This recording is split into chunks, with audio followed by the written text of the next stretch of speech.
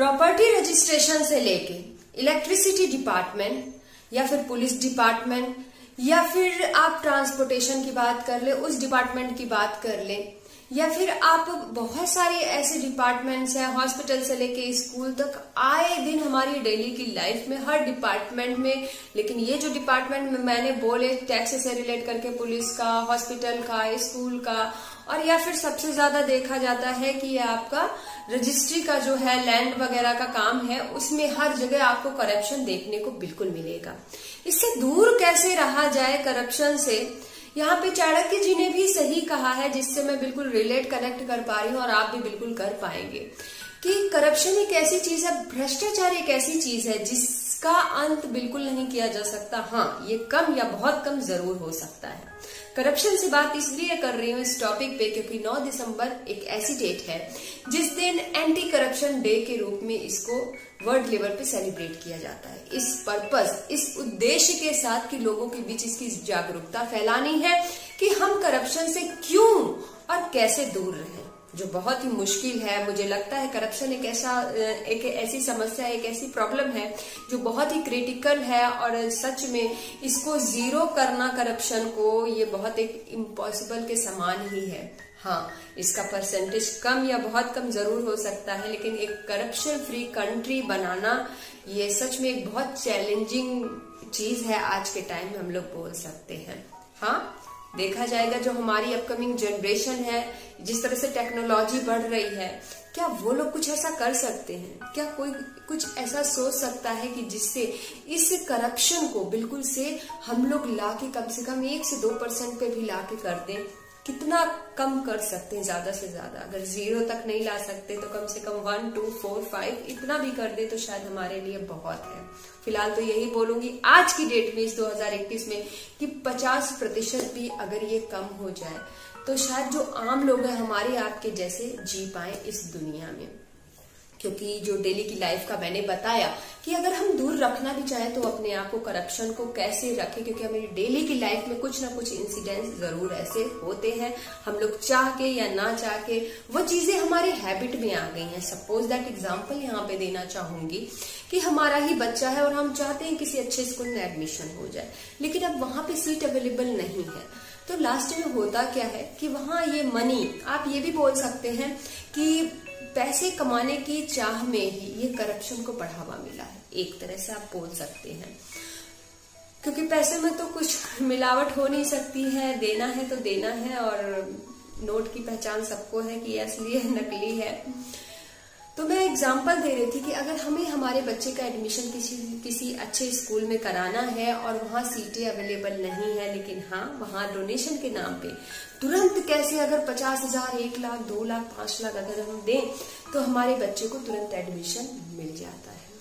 तो एक तरह से ये भी आप बोल सकते हैं, या फिर आप हॉस्पिटल में भी देख सकते हैं, या फिर आप पुलिस डिपार्टमेंट में भी देख सकते हैं, जो मुझे लगता है कि सबसे ज्यादा करप्शन वहां होता है कि 500 दे दो, 5,000 दे दो, तो कभी केस इधर आ जाएगा, कभी केस उधर आ जाएगा, केस दबा भी दिया जाता है। बहुत सारी चीजें आए दिन होती ही रहती हैं।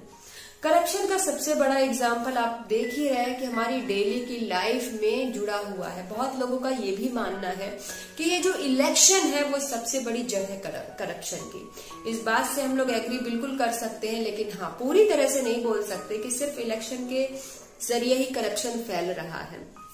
उसका भी एग्जाम्पल बिल्कुल बताऊंगी आप लोगों को कि इलेक्शन का नाम इसलिए लिया गया है कि जब भी इलेक्शन आते हैं, इलेक्शन के लिए कहीं ना कहीं से पार्टीज को, चाहे वो बीजेपी हो चाहे कोई भी पार्टी हो, उन्हें फंड्स जरूर चाहिए होते हैं।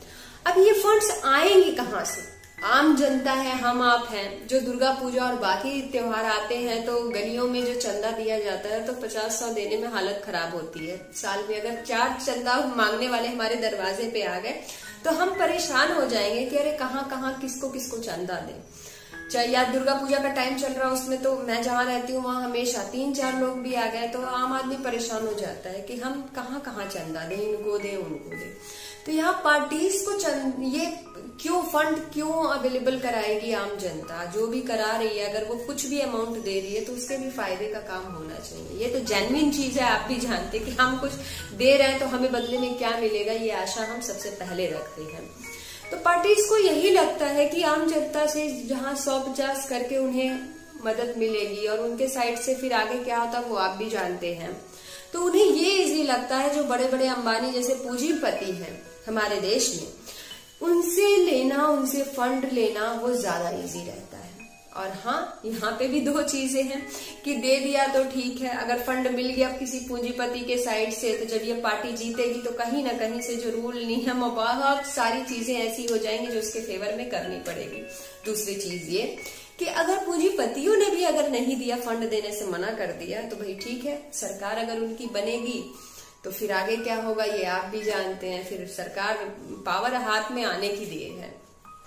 तो कहीं ना कहीं से आप बोल सकते हैं कि हाँ, इलेक्शन का भी रोल है इसमें, कहीं ना कहीं से फंड के चलते ये करप्शन होता ही होता है। और बाकी चीजें जो मैंने कहा कि जो बाकी अलग अलग कैटेगरीज आपको बताई कि हर कैटेगरी में होती है, जिसमें आप देख पा रहे होंगे कि जो कर्नाटका का भी लेटेस्ट जो इंसिडेंस हुआ है, जिसमें पानी की पाइप में लाखों रुपए मिले हैं, कम से कम 13 लाख के आसपास की बताई गई कि पूरी प्रॉपर्टी आप बोल सकते हैं कि एक तरह का स्कैम ही है ये। और स्कैम से आप देख पा रहे होंगे कि अगर आप टेलीविजन देखते हैं तो हर्षद मेहता ने कितना बड़ा स्कैम क्रिएट किया था, उनसे जुड़ा हुआ था। और अगर पॉलिटिशियन में भी हम लोग बात करें तो पी चिदम्बरम से लेके आप पंडित सुखीराम से लेके, और अगर ये नाम नहीं जानते तो लालू प्रसाद यादव जी का नाम हर कोई जानता है। इन सभी लोग पॉलिटिशियंस का नाम जो है बहुत बड़े बड़े स्कैम से जुड़ा हुआ है। लेकिन एक बात यहाँ पे ये मेरे दिमाग में आती है, जो मैं शेयर कर रही हूँ, हमेशा आती है कि छोटे या बड़े पैमाने पे आप देखेंगे तो करप्शन होता ही होता है। छोटे पैमाने पे फॉर एग्जाम्पल कि जैसे दूध बेचने वाले हैं, हाँ, बोलने से पहले ये जरूर बोलूंगी ये हर किसी के लिए नहीं है, ये सिर्फ उनके लिए मैं बोल रही हूँ जो एक्चुअली में ऐसा करते हैं। क्योंकि बहुत लोग आज की डेट में भी ऐसा नहीं है कि ईमानदार नहीं है अपनी डेली की लाइफ में, लेकिन हाँ बहुत कम है। जैसा कि चाणक्य जी ने कहा, तो करप्शन डेली की लाइफ में होता ही है। तो एक दूध वाला दूध में पानी जरूर मिलाता है। रोज हमारी आपकी कंप्लेन रहती है कि आज दूध में इतना पानी, पनीर में पाउडर जरूर मिलाया जाता है, कभी अच्छा पनीर मिल गया कभी खराब। तो ये छोटे पैमाने के ऐसे हो गए। ये मैं एग्जाम्पल दे रही हूँ कि जैसे हम लोग बोलते हैं कि इलेक्शन के जरिए करप्शन हो रहा है, या जो बड़ी बड़ी कुर्सियों पे बड़ी बड़ी पद पे बैठे हुए हैं वो करप्शन कर रहे हैं, पॉलिटिशियन के साइड से बहुत करप्शन हो रहा है। बट हमारी डेली की लाइफ में भी हम कहीं ना कहीं उससे एक तरह से, जैसे कि मैंने बोला कि हैबिचुअल हो गया, हो जाता है। जैसे स्कूल में डोनेशन देके एडमिशन का हो गया, या हॉस्पिटल में पैसे दे के बाकी चीजों का काम हो गया, या थाने में पुलिस को कुछ पैसे देने से केस इधर उधर कर देना या हमारे फेवर में कर देना। इस तरह के छोटे मोटे चीज हम लोग करते ही रहते हैं, वो होती ही रहती है। बट प्रॉब्लम इज दैट हम इससे बचे तो बचे कैसे, हम करें तो करें क्या। अगर हमारे बच्चे का एडमिशन पैसे देने से होता है तो कोई माता पिता नहीं चाहेगा कि मेरा बच्चा एक अच्छे स्कूल में पढ़े। अगर कोई एक्सीडेंट का केस है तो कौन नहीं चाहेगा कि अगर पैसे देने से हाँ जल्दी से हो जा रहा है मेरा काम तो क्यों नहीं हम करें। अगर हम जान रहे हैं कि हाँ मेरी फैमिली वाले बेगुनाह हैं, उन्होंने कोई गुनाह नहीं किया है अपने साइड से, और उसके बाद भी उन्हें थाने में बंद किया गया है या उनके ऊपर केस कर दिया गया है, तो वहां पैसे देने से अगर केस दब जाता है तो बिल्कुल वो चीजें की जाती है। अनगिनत इस तरह के केस हैं। तो ये करप्शन एक ऐसा क्रिटिकल वर्ड है, एक ऐसी प्रॉब्लम है हमारी आपके सामने कि जिसका अंत करना बहुत ही मुश्किल है। हाँ, हमारी आपकी जो जनरेशन है वो शायद कुछ ऐसा करे। बहुत सारी चीज है, अब तो टेक्नोलॉजी के जरिए हर जगह, चाहे सरकारी दफ्तर हो, प्राइवेट दफ्तर हो, हर जगह, प्राइवेट में तो हर जगह लोग कैमरा लगवाते हैं। ऐसे बहुत सारी टेक्नोलॉजी का यूज करके हमारी जनरेशन क्या करती है, ये देखने वाली बात होगी। सॉल्यूशन तो मेरे पास कुछ समझ में नहीं आता इस करप्शन को लेके, एक आम आदमी होने के नाते। लेकिन हाँ, ये जरूर बोलूंगी अपनी बातों में कि जैसे हमारे बच्चे जो हैं, अभी कब मेरा बेटा है, वीडियो देख रहे हैं तो जरूर पता होगा, तो जो हमारे बच्चे हम उनको जरूर ये बता सकते हैं कि इंटीग्रिटी कितनी जरूरी है उनकी लाइफ में, उनके आगे बढ़ने के लिए। ईमानदारी एक ऐसी चीज है, ऑनेस्टी एक ऐसी चीज है जिसे हर कोई सराहता है, हर कोई चाहता है। अगर चोर भी है, कोई जो करप्टेड पर्सन है, अगर वो अपने घर में चौकीदार से लेके कि कोई भी नौकर चाकर है, तो वो यही चाहेगा कि उसे ईमानदार लोग मिले। या हम लोग डेली की लाइफ में आप देखिए ना, क्या हम नहीं चाहते कि हमारे यहाँ जो काम करने आ रहा है या जो लोग हमसे जुड़े हुए हैं घर में या बाहर, वो ईमानदार हैं। ईमानदारी एक ऐसा शब्द है, एक ऐसी चीज है जिसे हम अपने व्यवहार में अगर लाएं तो उसे हमेशा के लिए ही सराहा जाता है। ये बात आप भी जानते हैं। तो हाँ, हम किसी पॉलिटिशियन को या किसी बड़े बड़े लोगों को या बहुत ऐसे जो होते हैं कि ग्रुप में जा जाके लोगों को अवेयर कराया जाता है, यंग जनरेशन, ये चीजें बहुत कम होती हैं और ये आम डेली की लाइफ में बहुत इम्पॉसिबल सी है। जो हमारे हाथ में है वो हम जरूर कर सकते हैं। एंटी करप्शन डे की शुरुआत 2003 में ही कर दी गई थी और तब से ये 9 दिसंबर को हर साल मनाया जाता, अपनी एक अलग थीम के साथ। ठीक वैसे ही इस बार भी एक थीम रखी गई है, योर राइट योर रूल से नो टू करप्शन, यानी कि आपका अधिकार आपकी भूमिका और करप्शन यानी भ्रष्टाचार को ना कहिए। तो ये बिल्कुल हमारे हाथ में है कि हमें अपने लेवल से भ्रष्टाचार को, करप्शन को अवॉइड करना है जितना हम कर सकते हैं। और दूसरी चीज जो मैंने बोला, जो हमारे हाथ में बिल्कुल है कि सही बात है, हम अपने बच्चों को, हर पेरेंट्स चाहते हैं कि हमारा बच्चा बिल्कुल इंटेलिजेंट हो, हमारा बच्चा बिल्कुल एनर्जी से भरा हुआ हो, लेकिन क्या हम अपने बच्चों को ये चीज बताते हैं कि हाँ, उनके लिए बच्चे स्कूल से आए या एग्जाम हुआ, अरे या कम नंबर आ गया, तो हम लोग तुरंत ये बोलते हैं कि हाँ, बच्चा इंटेलिजेंट नहीं है, बच्चे के अंदर एनर्जी नहीं है। लेकिन क्या हम अपने बच्चों से ये लाइनें बोलते हैं कि हाँ, अगर बच्चे ने आउट ऑफ 20 अगर 15 नंबर लाए तो वो उसकी ईमानदारी के हैं या फिर उसने किसी से पूछ के लिखा है या फिर उसने कॉपी किया है।